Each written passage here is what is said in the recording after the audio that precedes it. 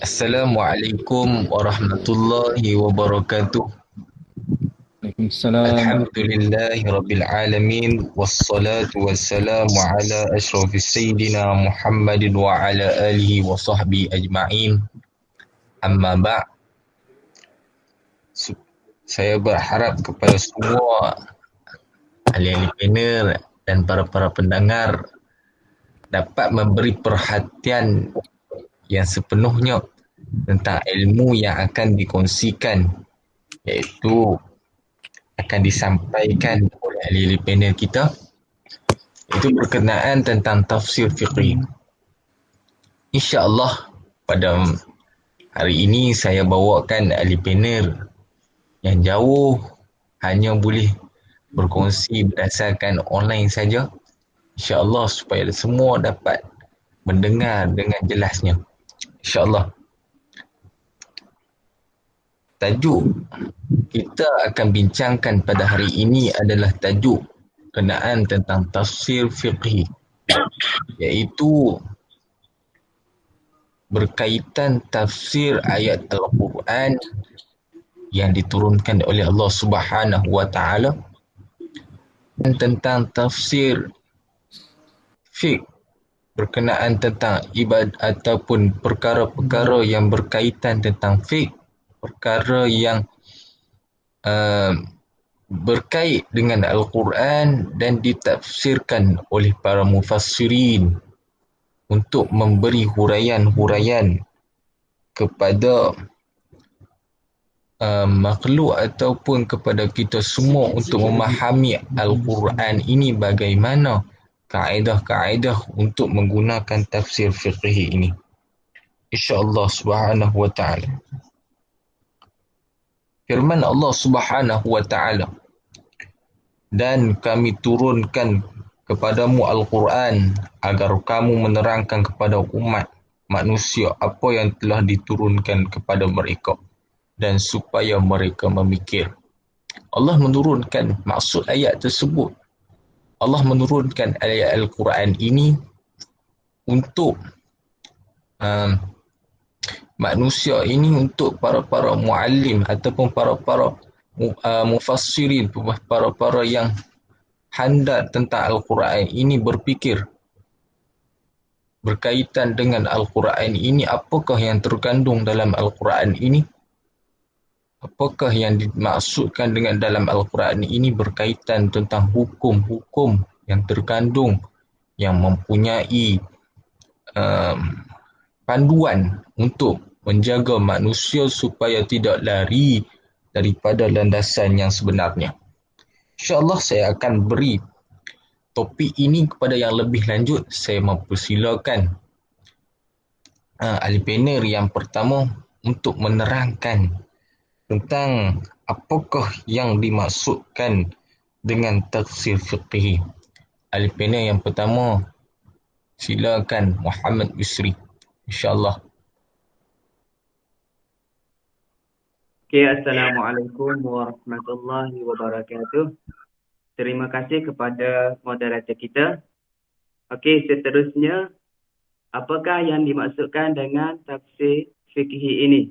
Okey, tafsir fiqhi ini adalah corak tafsir yang kecenderungan mencari hukum-hukum fikih di dalam ayat-ayat Al-Quran. Corak ini memiliki kekhususan dalam mencari ayat-ayat yang secara tersurat maupun tersirat yang mengandungi hukum-hukum fiqh. Selain itu, kemunculan corak tafsir semacam ini adalah munculnya permasalahan yang berkenaan dengan hukum-hukum fiqh.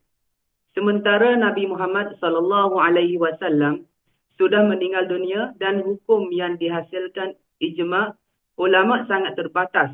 Maka mahu tidak mahu, para ulama yang mempunyai dari segi keilmuan dan ketakwaan melakukan ijtihad dalam mencari hukum-hukum dari berbagai persoalan yang ada.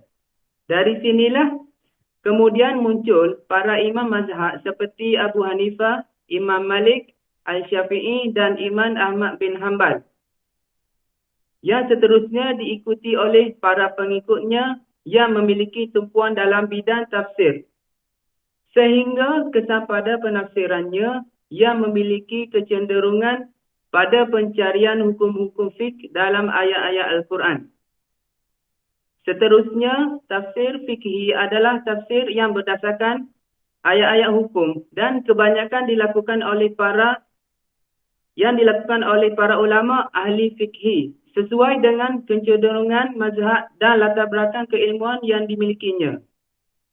Tafsir ini merupakan salah satu corak penafsiran yang terkenal dalam kalangan umat Islam, baik salaf maupun khalaf. Perkembangan penafsiran dengan menggunakan pendekatan fikhi yang telah wujud bermula pada zaman Rasulullah sallallahu alaihi wasallam hingga zaman perkembangan mazhab al-fiqhiyah bahkan hingga sekarang. Walaupun kewujudan corak penafsiran Al-Quran dalam bentuk ini telah wujud dari zaman penurunan wahyu, akan tetapi pada perkembangannya telah melalui beberapa tahap dalam pelbagai bentuk kaedah penyampaian antaranya yang mungkin kita kenal sekarang. Ini iaitu ada 4. Kaedah tahlili, ijmali, mukarram dan maudu'. Okey, kita kembali kepada moderator kita. Terima kasih. Terima kasih atas ahli panel kita yang pertama, iaitu berkaitan tentang pengenalan tafsir fikhi untuk kita kenal apa yang kita sedang belajar ni, iaitu apakah yang kita mahu tahu tentang tafsir fikhi ni. Saya mengajukan soalan pula kepada ahli panel yang kedua kita. Nampak tak sabar dah tu, insyaAllah. Iaitu bagaimanakah tafsir fikhi ini berkembang terus pesatnya sehinggalah dapat menyebarkan ilmu-ilmunya dan dapat membukukan ilmu ini sehingga terjaga sekarang ini menjadi panduan landscape ataupun menjadi satu corak membantu manusia ini menggunakan tafsir fikih ini. InsyaAllah. Silakan ahli panel yang kedua kita. Bismillahirrahmanirrahim. Assalamualaikum warahmatullahi wabarakatuh. Terima kasih kepada moderator kita.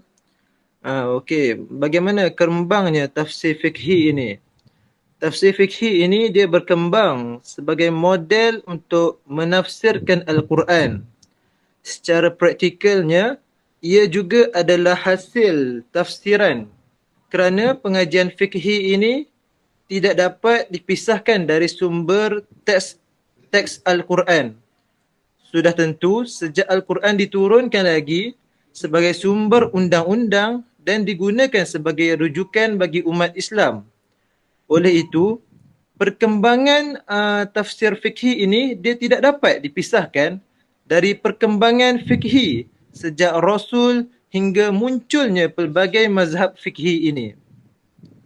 Dengan demikian, untuk mengetahui susur jalur sejarah perkembangan tafsir fikhi ini, Al-Zahabi telah mengemukakan beberapa bentuk isi mengenai perkembangan tafsir fikhi ini. Dia terdapat 3 bentuk isi perkembangan tafsir fikhi ini yang telah diungkapkan oleh beliau. Okey.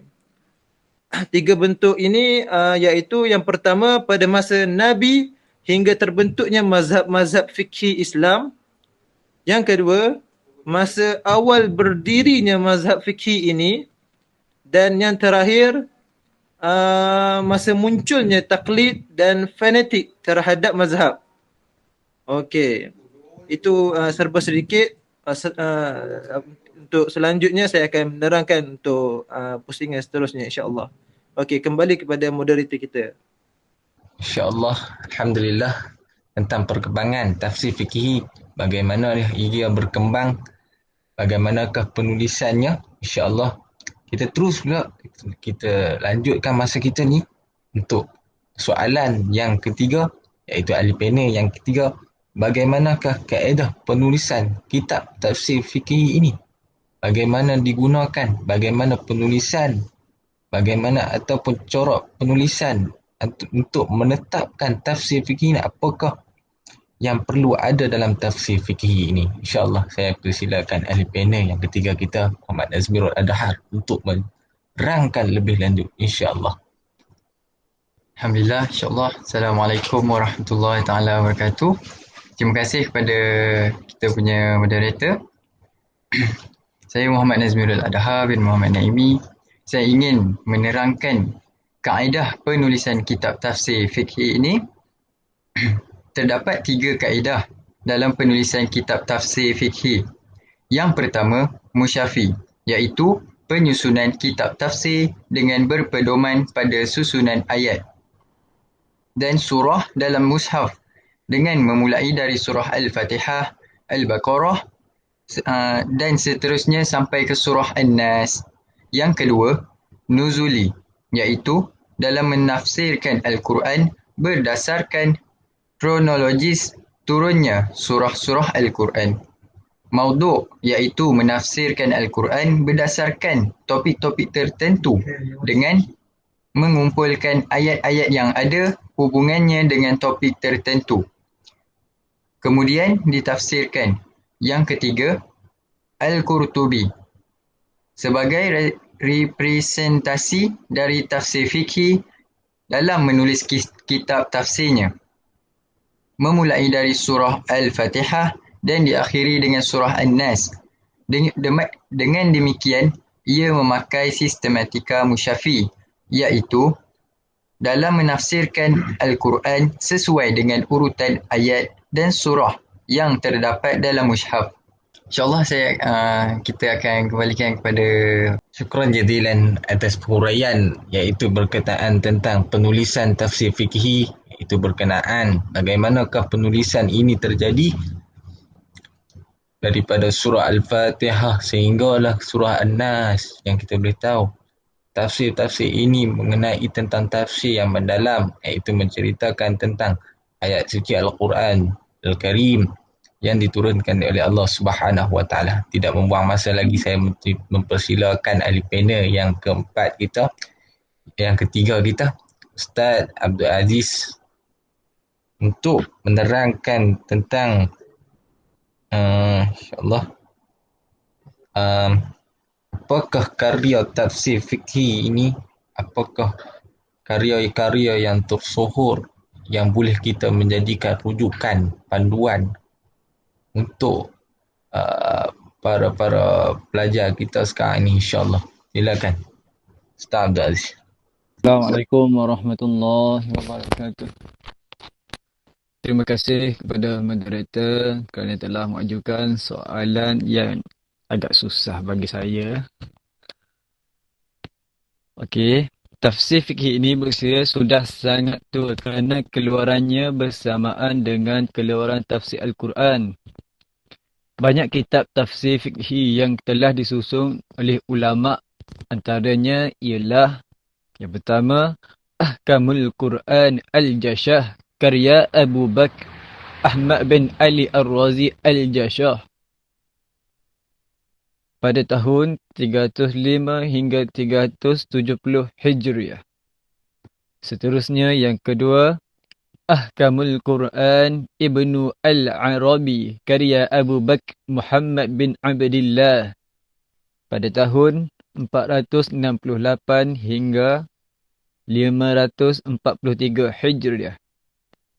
Yang ketiga, Ahkamul Quran Al-Qiyah Al-Harasi karya Al-Qiyah Al-Harasi dikeluarkan pada tahun 405 Hijriah. Yang keempat, Al-Jami' lil Ahkamil Quran wal Muhayyin lima tadammanahu mina sunnah wa ayyil Quran karya Abi Abdillah Muhammad Al-Qurtubi, keluarkan pada 671 Hijriah. Seterusnya yang keenam, Tafsir Al-Maraghi karya Ahmad Mustafa Al-Maraghi, dikeluarkan pada tahun 1298 sehingga 1373 Hijriah. Seterusnya, Tafsir Ayatul Ahkam karya Muhammad Ali Al-Sayyis, dosen Universiti Al-Azhar, Dan yang terakhir, tafsir ayat-ayat hukum karya Muhammad Amin Suma. Itulah antara tokoh-tokoh dan karya tafsir fikhi pada masa itu. Okey, terima kasih kembali kepada moderator kita, Khairul Huzaifah, insya-Allah.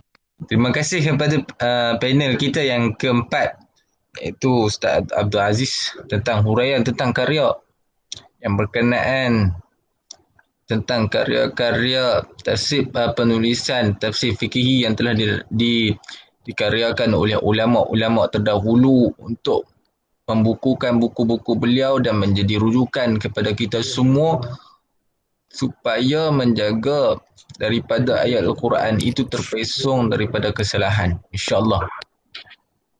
Seterusnya kita akan berlangsung kepada round yang kedua. InsyaAllah saya akan ajukan soalan ini kepada moderator yang pertama kita tadi. InsyaAllah Ustaz Yusri kita. Dah sedia insyaAllah. Saya akan terangkan balik, iaitu istilah tentang tafsir fikih ini lebih mendalam tentang, iaitu berkenaan tafsir fikih ini banyak tentang cabang-cabangnya. Boleh kita tahu antara-antaranya, insya-Allah. Silakan tafsir Ustaz Yusri. Seterusnya, apakah istilah tafsir fikhi? Maksud tafsir fikhi ini merupakan gabungan di antara kaedah dan pendekatan dalam memahami maksud ayat-ayat Al-Quran. Kedudukan tafsir fikhi dalam kaedah penafsiran menjadi sebahagian daripada bentuk-bentuk kaedah tafsir tahdili, iaitu analisis atau dikenali juga dengan tafsir ahkam. Oleh itu, istilah tafsir fikhi tidak terlepas dari tujuan fikhi sebagai cara penafsiran yang berusaha mengambil keputusan hukum dalam Al-Quran. Pengenalan fikhi terhadap kajian hukum Islam bermula dari zaman Rasulullah SAW sehingga generasi berikutnya. Akan tetapi, istilah ilmu fikhi adalah satu proses melahirkan hukum syarak yang bersifat praktis dan diperolehi dari hujah yang terperinci. Al-Quran sebagai sumber utama hukum Islam dalam memberikan dorongan untuk melakukan proses penafsiran. Di samping itu, perkembangan fiqh yang membawa kepada kemunculan pelbagai mazhab yang berbeza adalah cerminan dari pemahaman yang berbeza atau bahkan penafsiran terhadap ayat-ayat hukum Al-Quran yang berbeza. Okey, seterusnya tafsir fikhi ini tafsir fikhi merakumi metodologi bagi sesuatu masalah yang hendak diselesaikan dan produk penafsiran secara epistemologi. Tafsir fikhi sebagai corak penafsiran. Selain dari dalil-dalil dari nas Al-Quran dan hadis, ijtihad juga dijadikan rujukan. Penafsiran mengingat bahawa objek hukum yang luas dan muncul banyak masalah yang baru berkaitan dengan kehidupan amaliah manusia. Dalam hal-hal ini, kewujudan tafsir fiqh diperlukan secara praktikal untuk sebuah model pendekatan untuk mendalami hukum dalam Al-Quran. Walaupun aspek metodologi tafsir fiqh tidak dapat dipisahkan dari kaedah-kaedah tafsir, iaitu dalam perkembangannya produk tafsir fiqh juga merangkumi pandangan mazhab fiqh dalam proses penafsiran. Selain itu, kemunculan pelbagai mazhab fiqh pada dasarnya tidak hanya berkaitan tentang metodologi penafsiran. Malah lebih dari itu, secara asasnya, perbezaan pandangan teologi juga menjadi faktor utama. Oleh kerana perbezaan pemahaman tentang setiap persoalan agama dan juga bahagian dari kajian fiqh. Sebelumnya ia menjadi disiplin ilmu kalam atau tauhid dan disiplin ilmu lainnya. Okey, akhir sekali, pengumpulan tafsir fikhi dalam pelbagai mazhab berasal dari kajian terhadap produk-produk tafsir, fiqh dan seterusnya diambil daripada persoalan mazhab. Contohnya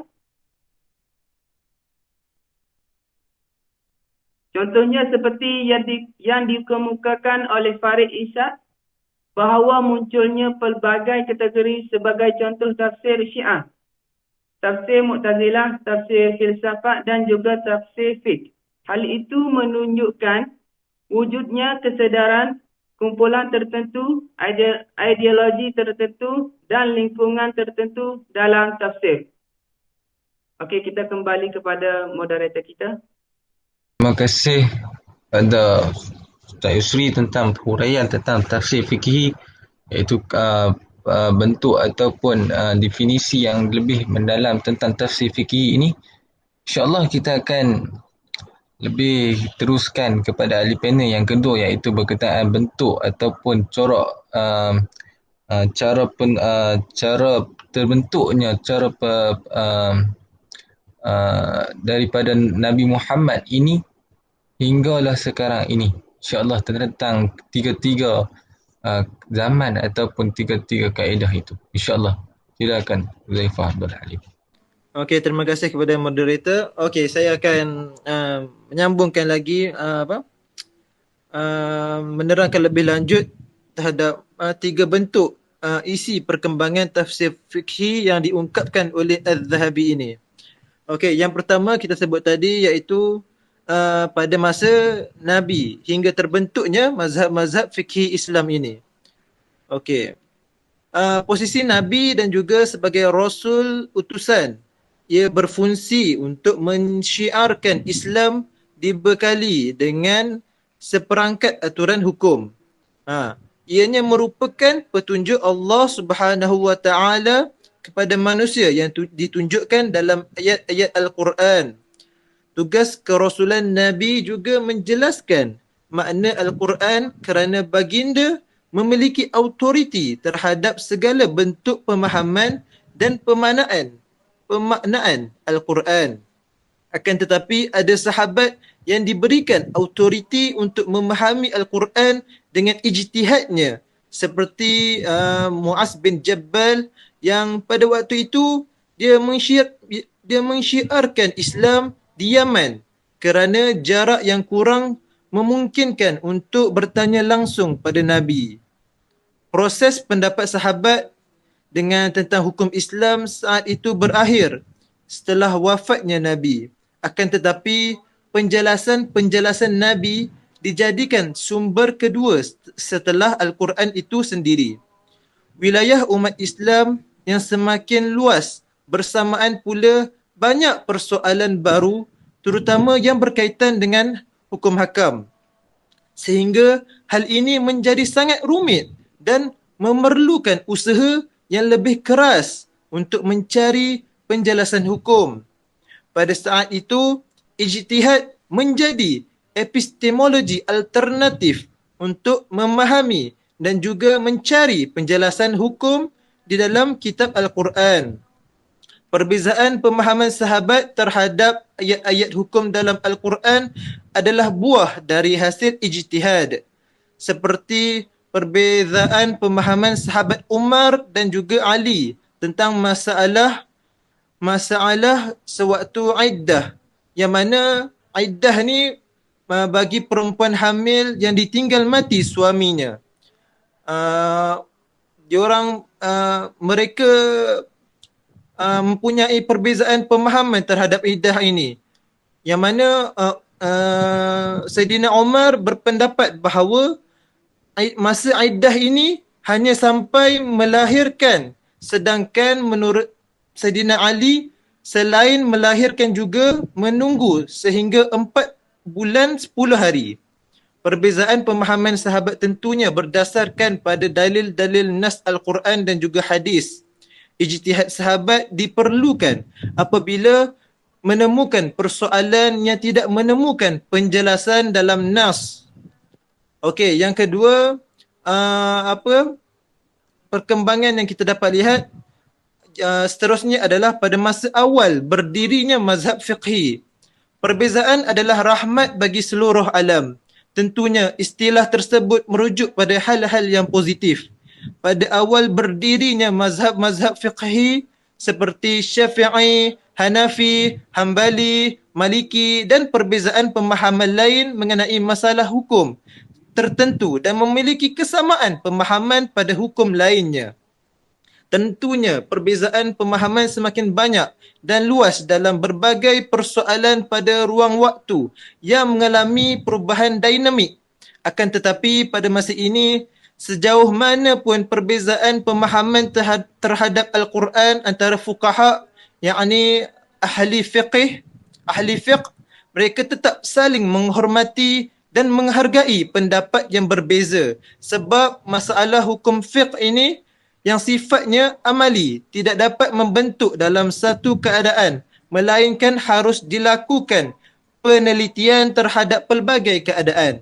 Sehingga kewujudan tafsir fiqhi ini pada masa ini bersih pada perbezaan pemahaman terhadap Al-Quran sehingga kemunculan pelbagai mazhab. Okey, yang terakhir kita dapat lihat iaitu pada masa munculnya taklid dan fanatik terhadap mazhab. Setelah zaman-zaman imam-imam mazhab ini, munculnya taklid dan fanatik terhadap mazhab. Keadaan ini berlangsung sehingga mencapai titik kemuncak. Taklid pada dasarnya merupakan suatu hal yang lumrah. Akan tetapi, taklid dalam urusan agama menjadi petunjuk matinya suatu pendapat dan perbincangan dalam kajian keagamaan. Sedangkan bentuk fanatik terhadap mazhab menjadi implikasi dari taklid dan diperkuat juga dengan kehadiran mazhab-mazhab yang berbau politik. Jelas tidak akan menemukan kesamaan dalam sebuah penafsiran seperti mazhab Syiah, Khawarij dan sebagainya.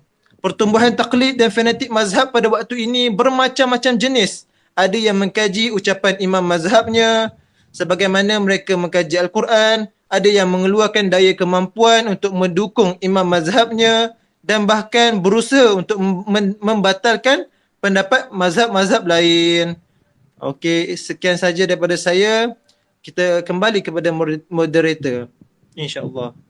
Terima kasih kepada Huzaifah Abdul Halim tentang huraian yang telah disampaikan, iaitu huraian yang bersemangat, insya-Allah. Nampaknya panel kita ni, ahli panel kita ni yang menceritakan tentang corak-corak perkembangan tentang tafsir fikih ini, iaitu daripada zaman Nabi SAW sehinggalah kita, bagaimanakah corak itu berlaku, bagaimanakah kaedah-kaedah yang digunakan oleh para sahabat dalam menentukan sesuatu hukum. Bukan senang nak tentukan satu hukum jika satu hukum itu kadang-kadang boleh mendatangkan kemudaratan kepada diri sendiri ataupun kepada orang yang ramai. InsyaAllah. Seterusnya kita akan memberi tentang lebih lanjut kepada moderator panel kita Muhammad Nazmirul Adhar, iaitu tentang bagaimanakah langkah tafsir fikih ini dan kelemahan yang ada pada tafsir fikih ini ataupun kelemahan pada corak tafsir fikih ini dan kritikan yang akan berlaku dalam penulisan tafsir fikih ini dan bagaimana akan berlakunya, itu akan dijelaskan oleh ahli panel kita yang ketiga, insya-Allah. Terima kasih kepada moderator kita. Sekarang saya akan menyambung tentang langkah tafsir fikih ini. Terdapat antara langkah-langkah tafsir fikih ini ialah yang pertama, memberikan kupasan dari segi bahasa. Yang kedua, menyebutkan ayat-ayat lain yang berkaitan dengan hadis-hadis dengan menyebutkan sumbernya sebagai dalil. Yang ketiga, mengutip pendapat ulama dengan menyebut sumbernya sebagai alat untuk menjelaskan hukum-hukum yang berkaitan dengan pokok bahasan. Yang seterusnya, menolak pendapat yang dianggap tidak sesuai dengan ajaran Islam. Dan yang terakhir, mendiskusikan pendapat ulama dengan argumentasi masing-masing Setelah itu, melakukan tarjih dan mengambil pendapat yang paling benar. Seterusnya, saya akan pergi kepada kelemahan dan kritik tafsir fikhi ini. Persoalan lain yang perlu dicermati adalah adanya sejumlah keberatan dari beberapa pihak mengenai keberadaan tafsir corak hukum. Apabila Al-Quran selalu dipandang sebagai kitab suci yang berisi ketentuan perundangan, maka akan melahirkan suatu pemisahan yang mekanis antara ayat-ayat yang berisi ketentuan hukum yang tidak ada. Ayat-ayat hukum selalu didekati secara atomistis dan harfiah yang akan menimbulkan kebingungan dalam melihat sebuah proses tahapan ajaran Al-Quran. InsyaAllah itu saja daripada saya. Saya akan memberikan kepada moderator kita semula untuk menyambungkan perbahasan seterusnya. Terima kasih. Terima kasih kepada ahli panel kita yang ketiga, iaitu tentang menceritakan tentang corak dan kelemahan tentang tafsir fikih ini dan kritikan yang berlaku dalam penulisan kitab tafsir fikih ini. InsyaAllah kita lebih lanjut lagi. Kita akan tanya pula kepada moderator yang keempat, iaitu ahli panel yang keempat. InsyaAllah satu lagi, InsyaAllah, iaitu berkenaan tentang contoh tafsir fikih ini. Boleh ada ahli panel kita jelaskan lebih dalam tentang tafsir fikih ini, contoh dia, insyaAllah. Silakan. Terima kasih kepada moderator kita Khairul Huzaifah atas soalan berikut. Saya akan menerangkan sedikit sebanyak contoh tafsir fikhi. Al-Jami' lil Ahkamil Quran adalah karya Abdullah Muhammad bin Ahmad bin Abu Bakar bin Far' Al-Anshari Al-Khazraji Al-Andalusi. Adalah seorang alim yang berkebolehan dari kalangan Imam Maliki. Dalam tafsirnya ini, Al-Qutubi tidak membatasi kajiannya pada ayat-ayat hukum semata, tetapi menafsirkan Al-Quran secara menyeluruh.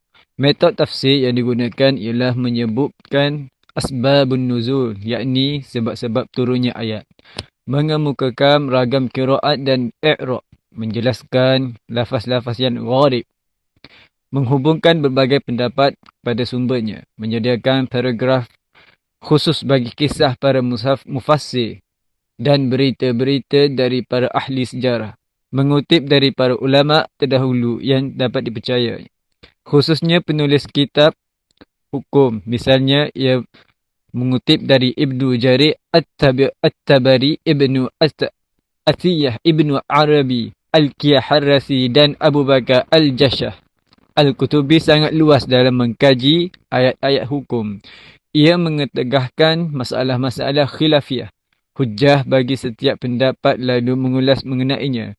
Dia tidak fanatik mazhab. Contohnya ketika menafsirkan firman Allah Subhanahu wa taala, ba'da a'udzubillahi minasyaitonir rajim, uhilla lakum lailatas siyamir rafasu ila nisaikum, yang bermaksud dihalalkan bagi kamu pada malam hari puasa dengan isteri-isteri kamu. Surah Al-Baqarah ayat 187. Dalam masalah kedua pula, belas dari masalah yang terkandung dalam ayat ini, sesudah mengemukakan perbezaan pendapat para ulama mengenai hukum orang yang makan siang hari di bulan Ramadan kerana lupa, dan dari petikan pendapat Imam Malik yang mengatakan batal dan wajib mengqada. Ia mengatakan, menurut pendapat selain Imam Malik, tidaklah dipandang batal setiap seorang yang makan kerana lupa akan puasanya. Dan jumhur pun berpendapat sama bahawa barang siapa makan atau minum kerana lupa, ia tidak wajib mengqadanya dan puasanya tetap sempurna. Hal ini berdasarkan pada hadis dari Abu Hurairah radhiyallahu anhu. Rasulullah sallallahu alaihi wasallam bersabda, jika seseorang sedang berpuasa lalu makan atau minum kerana lupa, maka yang demikian adalah rezeki yang diberikan Allah kepadanya dan ia tidak wajib mengqadanya. Al-Qurtubi juga melakukan konfrontasi terhadap sejumlah golongan lain. Contohnya, ia menyanggah kaum Mu'tazilah, Qadariyah, Syiah Rafidah, para ahli falsafah dan kaum Sufi yang ekstrim. Tetapi dilakukan dengan bahasa yang halus dan didorong oleh rasa keadilan. Kadang-kadang ia pun membela orang-orang yang diserang oleh Ibnu Al-Arabi dan mencelanya kerana simpulan bahasanya yang kasar dan keras terhadap ulama. Kritikannya pun bersih serta dilakukan dengan cara sopan dan terhormat. InsyaAllah kembali kepada moderator kita. InsyaAllah sikit sebanyak. Terima kasih kepada Ustaz Abdul Aziz kita tentang contoh-contoh karya yang telah diberi contoh tafsir fikihi untuk kita faham berkenaan tentang tafsir fikih ini. InsyaAllah kita sudah sampai pada masanya iaitu penghujungnya insyaAllah, iaitu tentang apa yang kita dapat tentang tafsir fikih ini adalah persoalan-persoalan daripada sahabat dahulu. Persoalan daripada sahabat dahulu menjadikan hukum kepada kita semua, dan Allah Subhanahu Wa Taala pun menurunkan wahyu dan menjadikan hukum kepada kita semua ini, sahabat, membentuk para sahabat dan menjaga para sahabat daripada melakukan. Masalah tafsir fikih ini juga menerangkan tentang pertanyaan-pertanyaan tentang permasalahan yang berlaku pada zaman-zaman ataupun yang berlaku pada zaman kini lah, yang berlaku menjadikan kita ini faham tentang ayat Al-Quran. Kita boleh memahami ayat Al-Quran ini tentang apa, iaitu menggunakan kaedah-kaedah yang diaturkan oleh Imam Al-Mazhab, cara corak-corak untuk menentukan ayat ini dan menentukan sesuatu hukum ini boleh digunakan ataupun tidak mengikut ijma' ataupun qiyas yang digunakan oleh para imam yang telah dahulu menulis dalam kitab-kitab beliau, menjadi panduan kepada kita semua menentukan salah satu hukum ini boleh digunakan ataupun tidak. InsyaAllah sekadar itu saja perkongsian kami semua untuk tafsir fikih ini. Jika ada ruang pertanyaan, boleh bertanya. Dialu-alukan untuk bertanya kerana ilmu ini perlu ada pertanyaan kerana untuk memahami lebih mendalam ini. InsyaAllah, silakan untuk bertanya.